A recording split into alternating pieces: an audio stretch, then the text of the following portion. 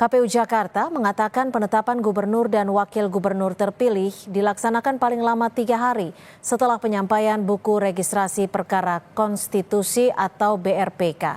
Komisioner KPU Jakarta Dodi Wijaya bilang penyampaian buku registrasi perkara konstitusi atau BRPK kemungkinan dilakukan pada 3 Januari 2025. Jadwal penyerahan BRPK ini didapat dalam rapat koordinasi persiapan hasil pemilu dengan Panitra Mahkamah Konstitusi.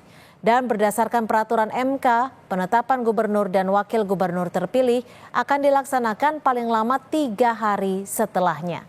Namun Dodi menegaskan kepastian jadwal penyerahan BRPK harus tetap menunggu keputusan MK. Kemungkinan besar penyampaian BRPK akan disampaikan tanggal 3 Januari 2025. Karena itu paling lama 3 hari setelah penyampaian BRPK, KPU Daerah Khusus Jakarta akan menetapkan gubernur dan wakil gubernur terpilih. Pramono Anung akan segera membentuk tim transisi yang akan membantunya menjalankan pemerintahan di 100 hari kerjanya. Pram berharap terbentuknya tim transisi dapat membantunya dalam memenuhi janji-janji politiknya semasa kampanye. Pram juga menyatakan akan mengakomodasi program dari paslon 01 dan 02 jika memang dibutuhkan warga Jakarta. Menurut rencana, tim transisi akan diisi oleh orang-orang yang membantunya semasa kampanye.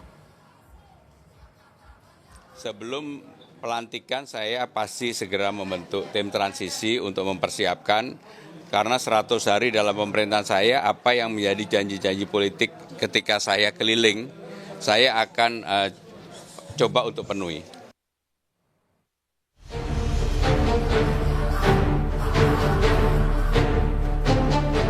Calon Gubernur Jakarta nomor urut 3, Pramono Anung, mengucapkan terima kasihnya kepada Presiden Prabowo Subianto karena mengawal kontestasi Pilkada Jakarta dan mengawal persaingan tetap kondusif. Pramono bilang, secara khusus dirinya mengucapkan terima kasih kepada Presiden Prabowo Subianto yang telah membuat persaingan Pilkada di Jakarta bisa menjadi role model atau wilayah percontohan yang baik bagi daerah lain. Khusus saya juga sama dengan Pak Kiai menyampaikan terima kasih kepada TNI Polri dan juga secara khusus kepada Presiden Prabowo Subianto yang telah membuat persaingan ataupun pilgub di Jakarta ini benar-benar bisa jadi role model di tempat-tempat lain. Sementara itu, setelah diwacanakan akan mengajukan gugatan sengketa pemilu ke Mahkamah Konstitusi, calon gubernur dan calon wakil gubernur nomor urut 1, RK Suswono, akhirnya mengakui kemenangan Pramono Rano di Pilgub Jakarta. RK bilang, keputusan ini merupakan hasil musyawarah bersama. Selain mengucapkan selamat, RK Suswono juga mengucapkan terima kasih kepada pasangan Pram Rano atas kompetisinya di Pilkada Jakarta 2024. Pasangan Ridho memutuskan untuk menerima hasil Pilkada Jakarta yang telah ditetapkan oleh KPUD. Dengan begitu, kami mengucapkan selamat kepada Mas Pramono Anung dan Bang Rano Karno yang akan memimpin Jakarta di 5 tahun ke depan. Figur Pramono Anung yang merupakan mantan sekretaris kabinet di era pemerintahan Jokowi dinilai Direktur Eksekutif Parameter Politik Adi Prayitno sebagai sosok yang tidak mempunyai resistensi atau penolakan dari pihak manapun.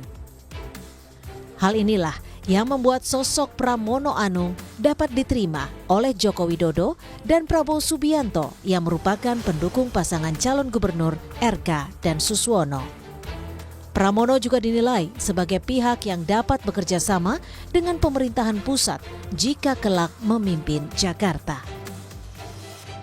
Memang Pak Pramono Anung itu nyaris tidak punya resistensi politik apapun. Dengan Jokowi juga diterima, dengan Prabowo juga diterima. Memang ini juga adalah wajah yang saya kira kenapa proses politik di Jakarta itu kan terkesan adem ayem karena memang dari segi figur juga tidak terlampau konfrontatif ya head to head secara terbuka. Saat ini KPU Jakarta masih menunggu Mahkamah Konstitusi mengumumkan daftar sengketa pilkada yang terdaftar di buku registrasi perkara konstitusi atau BRPK. jika dalam BRPK MK tidak ada gugatan sengketa Pilkada Jakarta, maka KPU dapat melakukan penetapan gubernur dan wakil gubernur Jakarta terpilih untuk periode 2024 hingga 2029.